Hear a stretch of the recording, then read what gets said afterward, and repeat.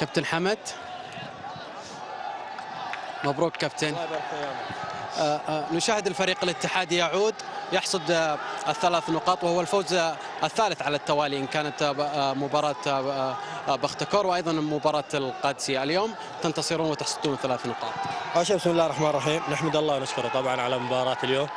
نتيجة كانت يعني مستحقة صراحة على التعب اللي واجهناه في مباراة اليوم وفي الخط واحنا جايين. يعني الحمد لله رب العالمين. تعرف فريقنا بادي الآن يعني كمجموعة واحدة. معسكر جبل علي اللي كان في دبي أفادنا جدا، والحمد لله رب العالمين. يعني بدينا الآن نستعيد كذا قوتنا، وإن شاء الله هدفنا أنه يعني نحصد مركز قريب من الثمانية الأبطال إن شاء الله، وطبعا في آسيا يعني إن شاء الله. كابتن، نشاهد في الشوط الأول الفريق الاتحادي قد كان وهاجم في بداية الشوط الأول إلى تقريبا الدقيقة 25، ثم لم نشاهد الفريق الاتحادي اختلف في الشوط الثاني. لا احنا بدينا الحمد لله، بدينا بداية ممتازة. يعني تحكمنا في الرتم المباراة، كان يعني لعيبة وسطنا ماسكين الكورة أكثر.